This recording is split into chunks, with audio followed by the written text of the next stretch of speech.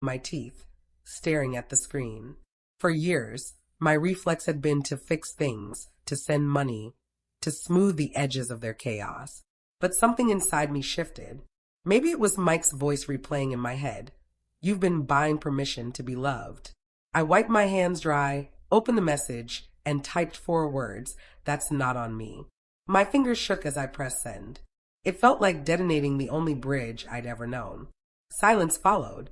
No reply, just the low hum of the bathroom fan and my own heartbeat. I walked into the living room, still dazed. On my laptop screen glowed the Dublin contract I'd been too scared to sign. I hovered over it. For months, I'd built excuses. Mom will panic. Jenna will fall apart. Dad will guilt-trip me. Not this time. When I hit sign, a small notification popped up, document completed. It was quiet, almost anticlimactic. But somewhere deep inside, something unclenched.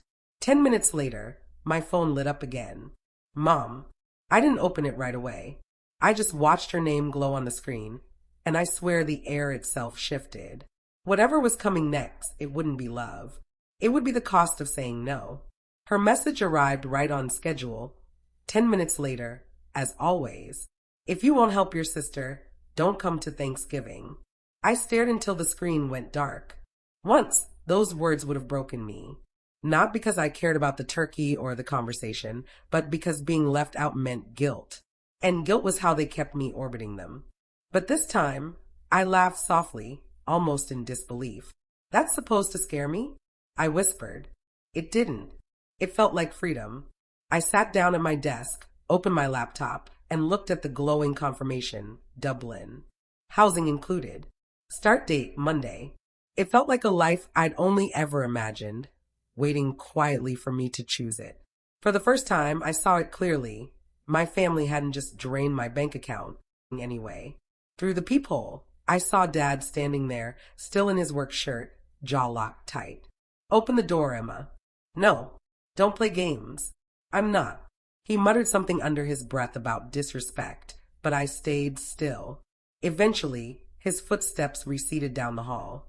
I locked the deadbolt twice, leaned against the door, and exhaled a shaky breath. They hadn't come to talk. They'd come to win.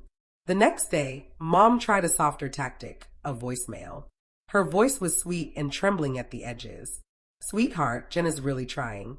She just needs a little support this once. Please, think about what family means. I deleted it halfway through. By evening, a FaceTime call came in. The family conference. I almost didn't answer, but a part of me wanted to see their faces, to stop pretending everything was fine. When the screen lit up, all 3 were there. Mom was in the kitchen.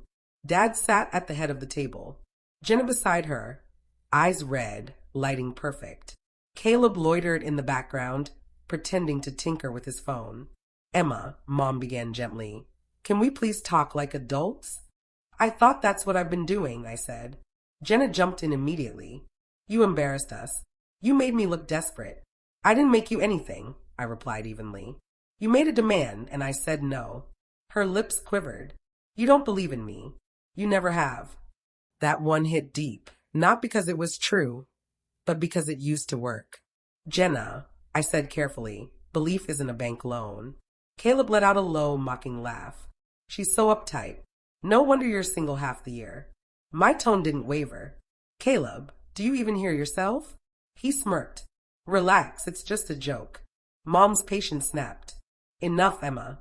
Your sister's business could change her life. She just needs someone responsible on paper. Dad leaned forward, hands clasped. It's not risky. It's a small loan, $150, tops. You just co-sign. That's all. That's all, I repeated, letting the words sink in. You're asking me to back a 100. That line struck harder than I expected. At 10:04 a.m., I typed one final message to my mother. I'm moving to Dublin on Monday. Please don't reach out unless it's urgent. My hand trembled above the send button. Then I hit it. By the next morning, the backlash had already begun. Facebook posts about ungrateful children. Aunt Rose forwarding her usual forgiveness chain messages. Jenna's vague story. Sometimes the ones you love are the ones who hold you back. They wanted me to feel guilty. Instead, I felt still. When Monday arrived, I closed my suitcase.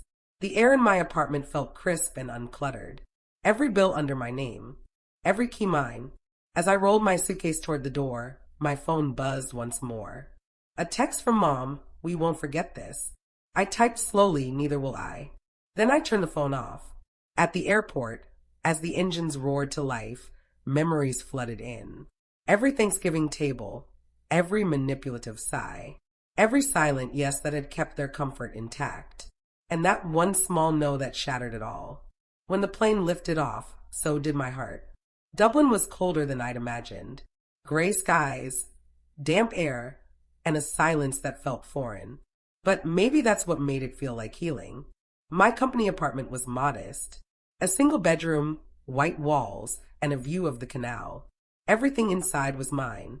Every bill, every key, every choice. No shared accounts, no borrowed spaces. That first week, I moved like someone relearning how to breathe. I woke up early, walked to work on cobblestone streets, and sipped coffee that actually tasted like mine. At night, I cooked for one, listening to the kettle whistle softly. Sometimes I caught myself waiting for the next crisis call, but it never came. The quiet felt strange until it didn't. Mike showed up that Friday, suitcase in hand and a grin that made the city warmer. "You really did it," he said. "You left." I laughed softly. "Yeah, and somehow I'm still standing." He glanced around. "It's peaceful here." "Peaceful feels weird," I admitted, "but I'll get used to it." We ate dinner that morning, somewhere between 8 and 12. My sister sent a text that ended 15 years of fragile family harmony. "I'm quitting my job. You'll cover things until I figure out what's next." No hello, no guilt, just pure assumption. I wiped my hands, stared at the screen, and typed 4 words I'd never dared before. "That's not on me." Then I opened my laptop and signed the overseas contract waiting in my inbox. 10 minutes later, my phone buzzed again. Mom. What she said next didn't just test my patience. It forced me to choose between family and freedom. Before we get into it, hit like and tell me, have you ever been the responsible one who finally said no? People love to say family keeps you grounded. They forget to mention how heavy the ground feels when you're the one holding everyone up. I've always been that person. Emma Pierce, 32, operations manager, basically a walking spreadsheet. My parents called me the steady one. What they meant was the one who never refuses. From the outside, our family dinners looked warm, a roast in the oven, football murmuring in the background, candles flickering over framed vacation photos we couldn't afford without my credit card. But under all that comfort, everything was calculated. My hours, my paycheck, my patience.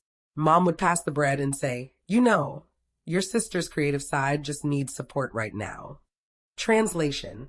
Jenna's newest failed dream came with another bill. Dad would grunt from behind his beer. "Emma, you'll grab the check, won't you?" Like it was some sacred family tradition. And Jenna, perfect hair, voice like honey, would smile sweetly as if she'd just earned another subsidy. I'd sit there